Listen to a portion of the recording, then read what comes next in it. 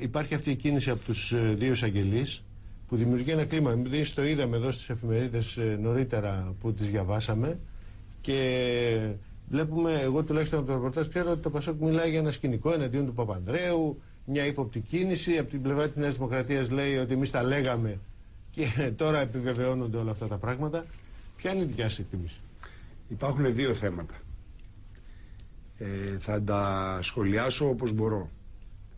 Το πρώτο θέμα είναι ότι όποιος επιχειρήσει να πειράξει τον κύριο Παπανδρέου θα μετατρέψει τη χώρα σε μια χώρα στην οποία υπάρχει μακελιό.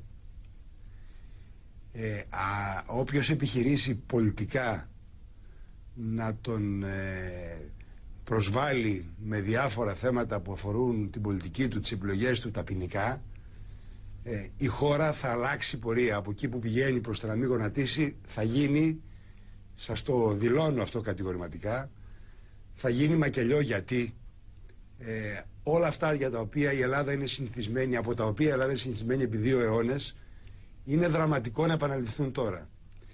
Και απευθύνομαι, επειδή αισθάνομαι ότι έχω και ένα σχετικό δικαίωμα προς τη Νέα Δημοκρατία, να της πω, μιλάει ένας άνθρωπος που όταν το Πασόκ με τον αέρα του νικητή των εκλογών μιλούσε για εξεταστική στην οικονομία, ήμουν εκείνος που βγήκε και διαφώνησε δημόσια αμέσως με τον κύριο Παπανδρέου.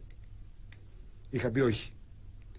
Γιατί η χώρα πρέπει να κοιτάξει τα προβλήματά της, όπως και τώρα αυτό πρέπει να κάνει, είναι πολύ κρίσιμες οι στιγμές και όχι όλα τα άλλα. Αυτό είναι το πρώτο πολιτικό μου σχόλιο.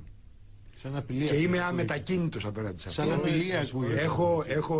Έχω εμπειρία 12 ετών από το κοινοβούλιο, από το τι γίνεται όταν μια κυβέρνηση χάνει, ένα κόμμα χάνει και ένα άλλο κόμμα κερδίζει, ξέρω το κλίμα. Και επίσης περίπου άλλα 20 χρόνια τα έχω μελετήσει ως συνταγματολόγος και έχω γράψει και σχετικά βιβλία από αυτού.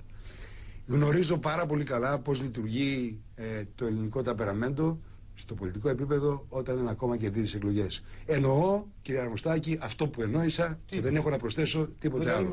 Πολιτικά. Εάν ποινικά. Πάμε τώρα. Εντάξει τώρα, κύριε Αρμοστάκη. Ναι, εντάξει. Εάν ποινικά, έρχομαι τώρα και σε αυτό. Τι εννοείται εντάξει? Το πρώτο είναι το πολιτικό. Τι εννοείται εντάξει? Το δεύτερο με συγχωρείτε. Εάν δημιουργηθούν για κάποιους ανθρώπους, τους οποιοσδήποτε. Τώρα μην κάνετε τον αφελή, σας παρακαλώ πάρα πολύ. Ίσα-ίσα. Αφού μην κάνετε τον αφελή τώρα, εάν και τα λοιπά. Αφήστε με να πω. Αφήστε με να εντάξει, κύριε Αρμοστάκη. Σύμφωνη κουβέντα να γίνεται.